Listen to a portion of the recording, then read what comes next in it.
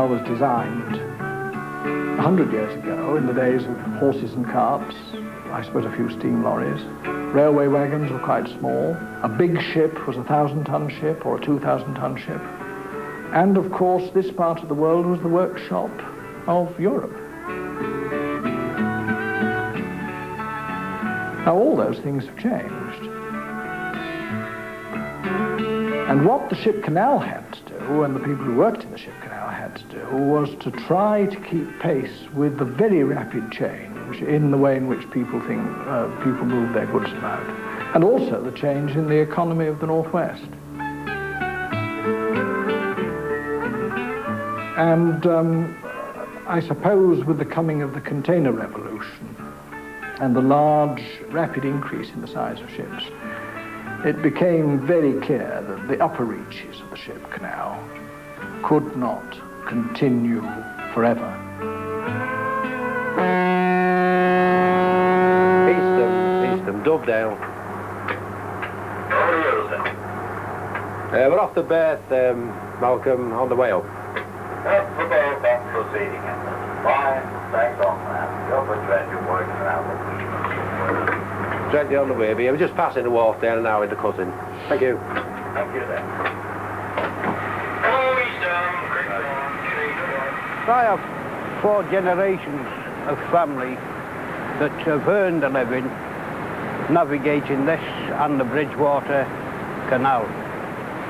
I'm the last now that will probably be able to say that he's gleaned a living of traversing up and down this backwater. All of us down Duxfield, we was all, well, your fathers and your brothers was all in the canal. When we got a certain age in the sandbarges, you got what you call a jump onto a coaster. And that started you off at sea. You used to go around the land in them, you see, and do all the coastal work. Well, that was my initiation at going to sea then. I had a head gateman on the locks at Liverpool. He lived next door but one to me, and he got me a job. It was during the war. He got me a job on the barges. Plenty of work then during the war. He got me a job on the barges, and I went deep sea for a few years, then came back to the barges. As Cyril says, you suppose you have to settle down. Some people go away to sea forever, but we didn't. We seen the world and came back.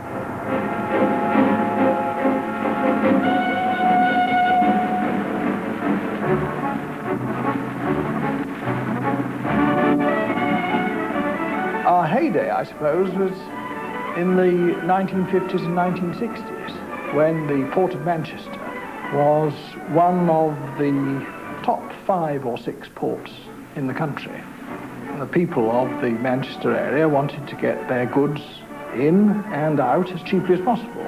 And the ship canal provided, for many, many years, the best way of getting many kinds of goods in inexpensively, more cheaply than by any other means. At one time, we used to reckon that we were the 3rd port in the country because of the volume of traffic handled here. The oil traffic was the biggest in volume terms, but on the other hand, Manchester docks were very busy, and something like 5,000 people were employed. This was the best port for loading or anything like that. It stood alone. It's a load of ship, 10,000 ton, and keep it level all the way through. And put motor cars on the top then. And they never moved when they got to sea. We had to do it properly, where Liverpool, they come easy, go easy. The Salford Docks is the finest discharging port in the world. In the world. In the world. We used to go to Liverpool, 6 men. Their foreman would pull us out, say, right, you, down number 1 hatch. 2 guns down 1 hatch. Right. Our work here, a cotton boat, our work is 5 and 6 bales of cotton and there's he'd 3 and he'd be put on the woody odds to go up the ladder. You go up the ladder, get out. What odds? No, we're not having that. We're not having 4 of this, only 3. Liverpool dockers were bleeding lazy, I'll tell you. Bone idle. Liverpool? But you were always on strike at Salford. No. Oh, no, don't get us wrong. Excuse me. No, definitely not. Excuse me. We've been to Liverpool on Sunday, and they had what you call a church shower. Now listen, Kevin, man, I'm telling you, Liverpool had a church shower, and the whacker said to us, I say you talk for the boys, yes? He said, all the whackers are going to church and having well 12. You can go and get a bloody haircut if you want to. We don't Yes. know. We don't know. Well, I We think... don't know. We don't know. Never mind them, don't know. I'm don't telling you this. As Sobber Doc said, you work for your life, and as you got out of it, you couldn't work. That was my life.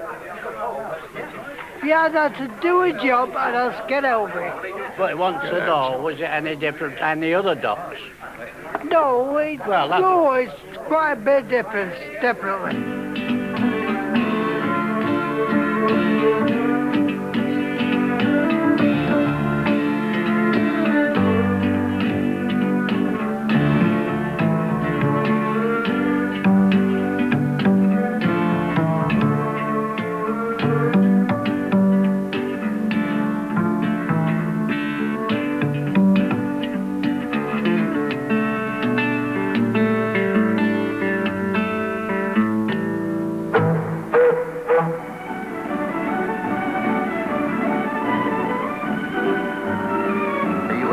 United States lines, you had Lykes lines, you had the Oriole lines going to America, you had the Furnace line later on. There was quite a lot of lines.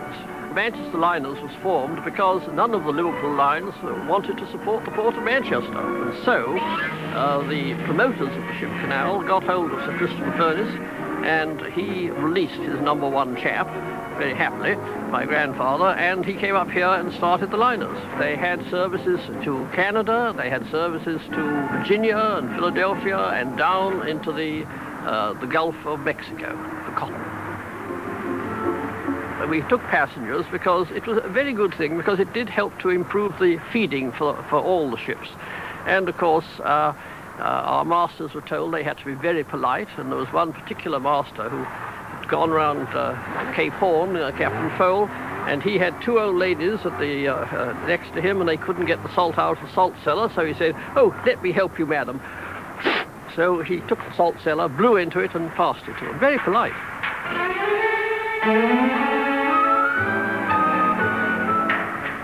We saw containers were going to come, and we decided that we would have to get in on the act or we would be finished.